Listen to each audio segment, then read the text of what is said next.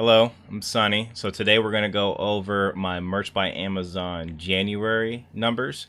I'm going to go over my Redbubble numbers and my Etsy shop numbers.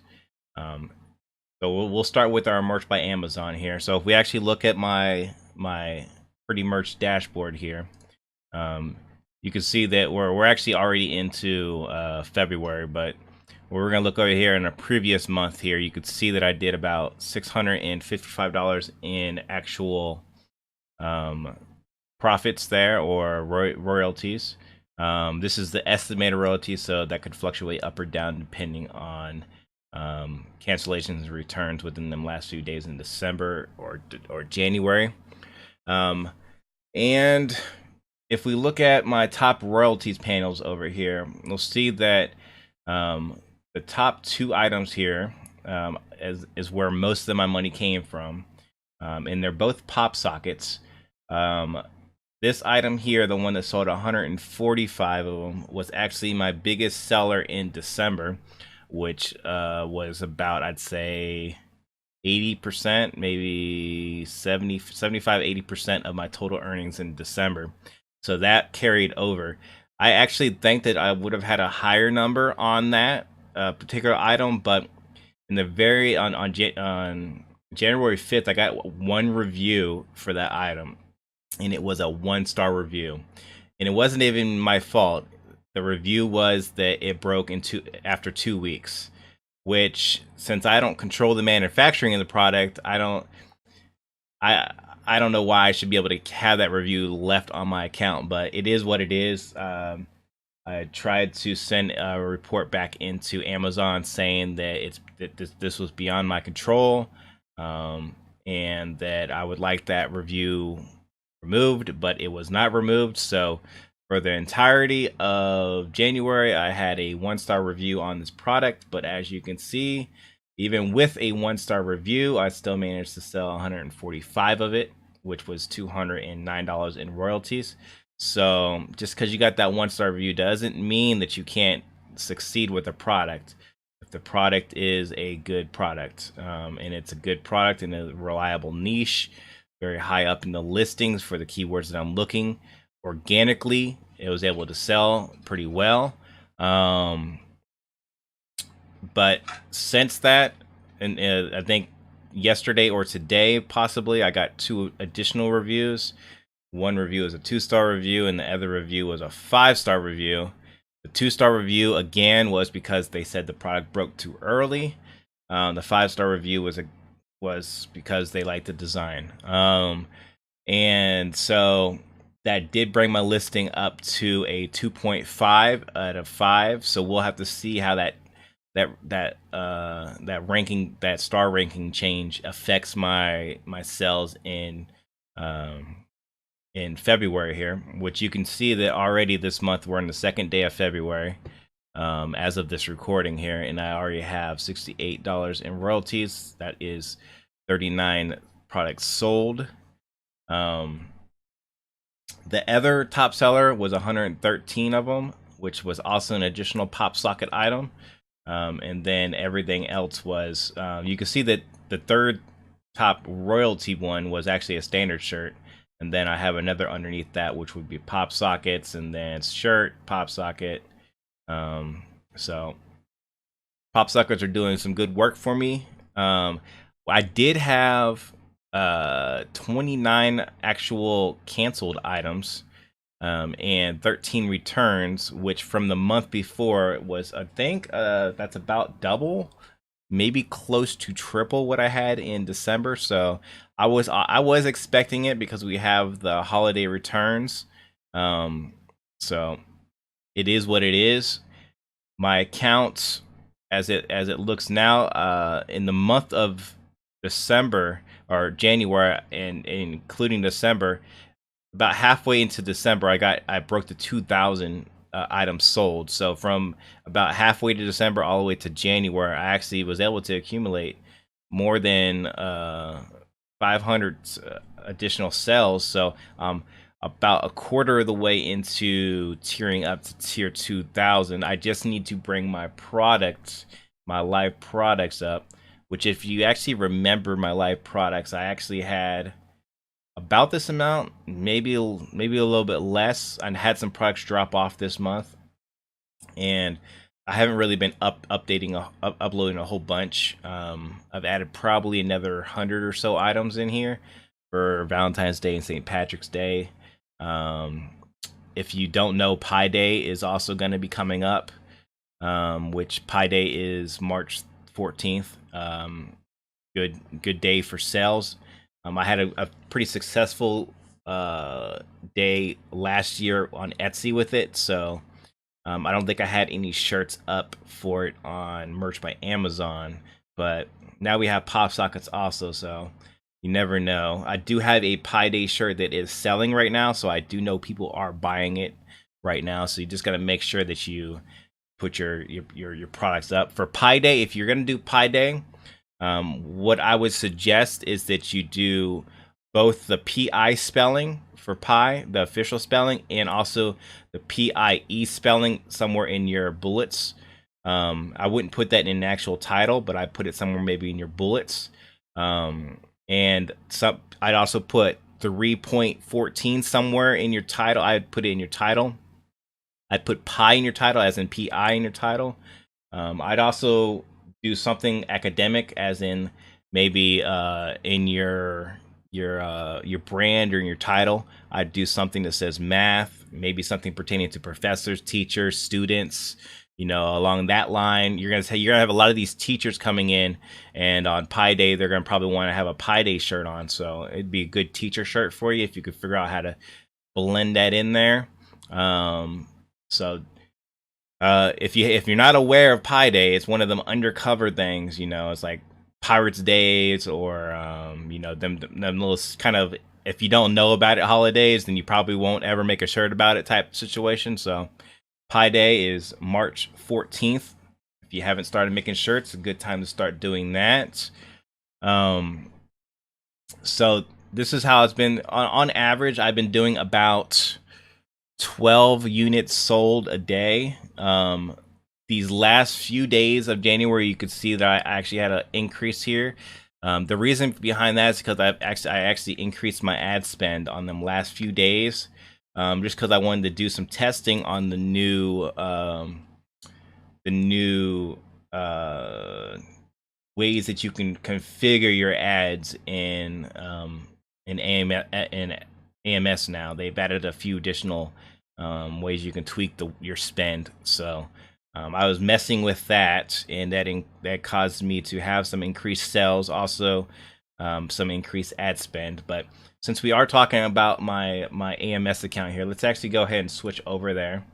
And you can see here, this is my my spend or my account for the last month, January. You can see here that we had a drop off here. I actually hit a spending limit that I wanted to hit about mid, I'd say I guess it was right here, January 11th, because you could see the 11th to the 17th there was no ad spend at all. I actually wanted to spend about $150, $200 on ad spend, and I hit it on the 11th, and so I turned my account off. And what happened was, I actually thought I was going to have a huge decrease in sales, but I didn't have a decrease in sales. Well, I did have a decrease in sales, but it wasn't as huge as I thought. So what I did was I let it run for about 5 days, 6 days or so, and I wanted to see how my account would look without me forcing any ads. And at the time, I was doing about 20 items, 15 to 20 items a day, and it dropped down to about 8 to 10 items. So it gave me a good indicator of how much of an effect my ad account was having. And the items that I thought was going to sell without being ad spent continued to sell. I expected them to. And the ones that didn't, it was very evident which ones needed support from ads for me to continue to get sales from for whatever reason, either what there's not high enough placing yet on the keywords that it was ranking for, so I wasn't getting high enough in the listings, or for whatever reason, the products just weren't getting any additional sales after I turned the ad spend off. So that was very informative for me. Um, and I think I actually would recommend you do that if you're unsure about which products are going to succeed outside of your ads. Just turn your ads off for a couple days, a few days, and see what continues to sell. And then you got an idea, because maybe you don't need to continue pushing ads to that product because it's actually giving you a natural enough boost just from your search engines, or just from the Amazon search engine, that you maybe need to not spend as much on that, which you can also see just from looking at your numbers. So if we actually look at my numbers here, you can see that I spent about $424 in ad spend, and it generated 13 $1,332 in revenue for me. So that's not royalties, that's revenue. We already know that my total royalties was $655. So if we take that from, and we take the 424 out of that, that means that I made about $225 or so in actual profits, if we take out our ad spend here, which, if we compare that to what it was before January, or before December, December and November, I guess I take them out, that actually does mean that I got an increase in royalties, because I was doing about $85 to $150. So it did give me a nice little boost there. But I'm doing it on an experiment this month also, because you always want to be experimenting with your ads here, especially with the new system that they implemented, which I'll create a different video explaining, or maybe I'll probably be part of the series that I'm going to create, that's going to explain how I'm using AMS here, and give you suggestions on how you should use AMS also. But what I'm planning on doing is maybe slowing down or turning off some of the ads on products that I know are going to sell, and really pushing that revenue into other items, and seeing if I can't force them items much higher into the ranking and get them to stick to where I don't have to force ads onto them. They'll just naturally start to organically sell, like the ones that I currently that are currently doing that for me. So if I can get a good list of items that are going to sell 3, 4, 5, 6, 7 items a day, get a whole list of them, then I can have that guaranteed stable revenue every single day, which currently I have about 3 or 4 items that I know are going to sell no matter if I put ad spend on them or not. So and I just want to get that list building, and a great way of doing that is through AMS, just forcing people to see my products. If we look at our ACoS here, it's about 31%. If you remember from my previous video that I did at the end of December, for my December video, I was looking for something like 20%. So I'm actually 10% higher, which is actually where I need to be to make sure that all of my so I'm not actually going negative into taking negative royalties, meaning I'm actually going into the base cost. I'm dipping into the base cost. I need to be somewhere at the 20% mark, 20 to 25% mark, depending on the product. I do test different prices for products, so but on average, 20 to 25% is where I need to be. So I'm slightly higher where I want to be. And I had 91 total sales generated this month from my ads here. And if we look at my actual total sales for last month, it was 368. So of the 368, 91 of them came from AdSense, or from AMS here. So what I like to have is this ACoS go down, the order number go up, And if I'm completely 100% willing to invest this complete $255 into my AdSense if I know that the following month I'll get a increase of higher than $255. You know, if it's going to cause my account to continue to grow, you know, I will reinvest 100% of my earnings to have that continue to happen if it's going to increase it across the month, you know, month after month. I don't mind because this is just extra money for me. I have a day job, you know. This is not an income that I'm 100% reliant on. But if I can get my account just blowing up and it just gets that snowball effect, that's what I'm looking for. And if I have to use Amazon's ad platform to do that, then that's what I'm going to do. And this is free money that's getting in here, with the exception that I'll have to pay taxes on some of it. But for all the ads that I spend on it, it lowers my tax cost anyways, because I can contribute. I can use the cost for the ads as a deductible, so it's as a business expense. If I'm remembering my taxes correctly. So that's what it looks like so far for last month. If we take a look at just to this month here, we'll look at this month here. I'm doing slightly better. You can see I've already got 7 sales this month. This is the 2nd of February, so we have 7 sales already this month. I made some dramatic changes from yesterday into today. So that's why you see a huge difference in ACoS here, because I turned off some of the ads that were not at the ACoS level that I wanted. I let the ads run for an entirety of the month, so that I would get a clear picture of how they would perform across the span of a month. And anything that was at an ACoS of 30 or higher for the entirety of the month, so the combined ACoS across the month, I turned off. So everything that's performing right now is either super new, meaning I don't have 2 weeks of data, so that's what I consider new. Anything that I don't have 2 weeks of data on, or performed last month at an ACoS of 30 or less. And so that's where you see a huge decrease in my actual ACoS. So my ACoS for today was actually only about 22%, which is right around where I want it to be.